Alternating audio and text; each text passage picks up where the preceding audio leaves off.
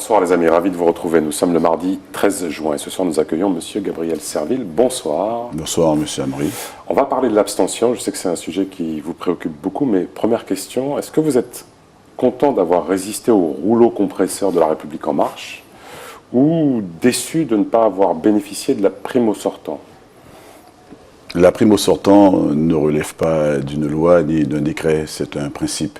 Et donc, je serais plutôt d'avis de dire d'abord merci aux électeurs qui m'ont fait confiance, merci à mes amis du PSG, merci aux membres de la société civile qui m'ont accompagné dans cette belle aventure et vous dire que finalement, je suis très heureux d'avoir réussi à résister justement à ce rouleau compresseur parce que tout le monde s'attendait au pire. On a vu ce qui est arrivé à ma collègue Chantal Berthelot de l'autre côté.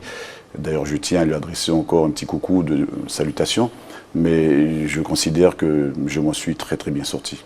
D'accord, donc vous êtes plutôt satisfait? Plutôt satisfait du résultat. Alors, comme les autres candidats, mais vous avez eu des mots aussi concernant l'abstention, votre analyse sur ce... On peut même plus parler là de problème guyanais, c'est une démobilisation générale, bon certes un peu moindre en France hexagonale, mais ici, 3 électeurs sur 4 qui ne se sont pas déplacés alors qu'on sort d'un mouvement historique, comment vous l'expliquez? Alors, je considère effectivement qu'il y a une démobilisation générale, on a vu les résultats également aux Antilles, qui ne sont pas très glorieux. En même temps, je considère que chaque territoire doit pouvoir faire sa propre analyse. Pour ce qui concerne la Guyane, je n'ai pas tous les éléments, je pense qu'il faudra du temps pour comprendre véritablement ce qui s'est passé. Mais de mon point de vue, la campagne de dénigrement, de déstabilisation, de décrédibilisation qui a été engagée contre les élus, notamment lors de ce mouvement social des mois de mars et avril 2017, a certainement contribué à la démotivation des électeurs.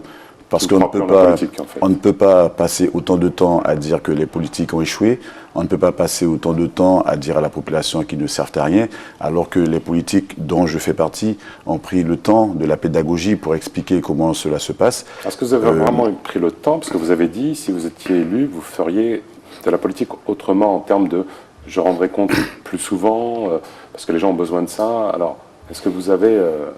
Alors, c'est vrai qu'on doit pouvoir faire les choses différemment, on doit pouvoir communiquer différemment.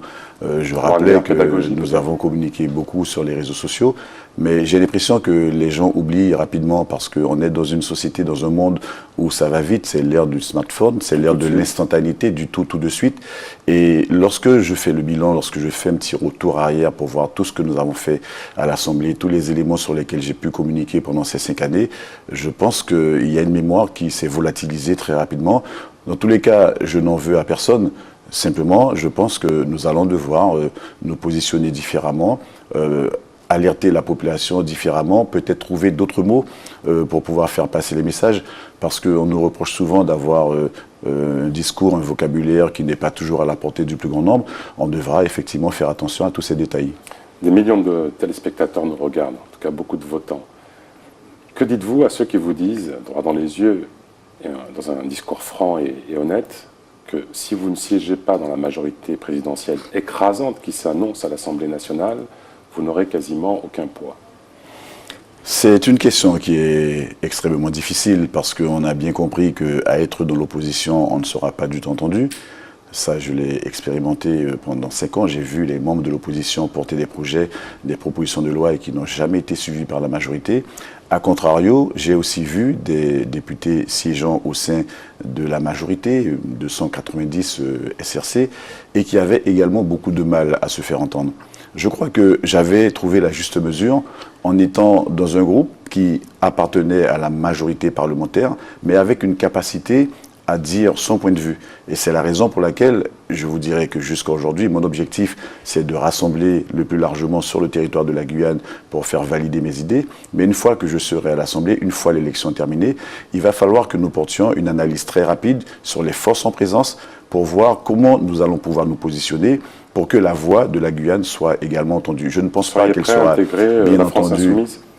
Mais je ne vais pas intégrer forcément la France insoumise, mais on peut arriver à être dans une dynamique plurielle qui soit incluse dans la majorité parlementaire pour que notre voix soit entendue lorsque les projets iraient à l'encontre des intérêts de la Guyane, parce que je rappelle que c'est avant tout le projet Guyane qui m'intéresse, et faire en sorte qu'on puisse porter le soutien au président lorsqu'il en aura besoin, parce qu'il ne s'agit pas de transformer l'Assemblée nationale, l'hémicycle, en lieu de cacophonie. Il faut qu'il y ait de la cohérence, il faut qu'il y ait de la pertinence. Et cette cohérence, moi, je la veux au bénéfice des Français, mais plus particulièrement au bénéfice des Guyanais. Que dites-vous à ceux qui vous disent, et ça vaut pour tous les candidats, que les députés de Guyane n'auront pas de poids du fait d'un manque de légitimité? Je pense que lorsqu'on discute à l'Assemblée, on ne regarde pas ce qu'il y a derrière chaque député en termes de nombre de voix obtenues durant l'élection. Il y a des arguments à faire valoir, il y a des arguments à porter, il y a une manière d'expliquer les choses.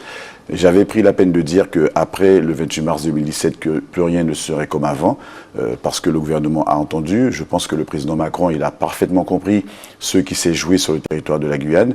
Et donc, nous allons user de ce levier pour pouvoir nous faire entendre. Il y a une stratégie de communication à mettre en place également en direction du gouvernement pour que la voix que nous porterons au bénéfice de la Guyane soit mieux entendue qu'elle ne l'a été durant les 5 ans passés. Mais également durant toutes les législatures précédentes, parce qu'on a tendance à se focaliser sur la législature 2012-2017, mais je tiens particulièrement à rappeler que les problèmes de la Guyane n'ont pas pris naissance en 2012. Un gros bastion d'électeurs, c'est Cayenne. Vous êtes rentré en contact avec le maire de Cayenne? Bon, même si le soutien qu'elle a accordé à une autre candidate, en l'occurrence Lynn Nettard, ne lui a pas été profitable. Vous savez, je suis quelqu'un qui milite en permanence pour le rassemblement de toutes les forces vives du territoire de la Guyane. Et donc, je ne vois pas pour quelle raison aujourd'hui je m'éloignerai de celles et ceux... Je n'ai pas dit ça. Hein. Non, mais vous ne l'avez pas dit, mais j'anticipe déjà la question. Je vais faire en sorte de rentrer en contact avec toutes les forces vives. D'ailleurs, je le dis vous avez des soutiens, dans la profession de foi. J'ai eu des contacts, je n'ai pas encore les réponses. Moi, j'espère ardemment que les autres partenaires, que les autres partis politiques auront pris conscience du travail que j'ai réalisé durant 5 ans, qu'ils auront pris conscience de ce qu'a été mon implication pendant ces 2 mois de grève, qu'ils ont pris conscience de ce qu'a été mon implication auprès des personnels grévistes de l'hôpital de Cayenne. Vous savez qu'on a réussi à signer un protocole de fin de grève qui nous permet d'aller encore plus loin que ce que nous espérions initialement. J'ai porté ma petite contribution pour arriver à ce résultat. Donc j'espère que cela permettra aux autres partis politiques de m'accorder leur préférence. Ce sera le mot de la fin, temps de langage équivalent à tout le monde. Merci beaucoup, Monsieur Serville. C'est moi qui vous remercie. Soyez fidèles, à bientôt.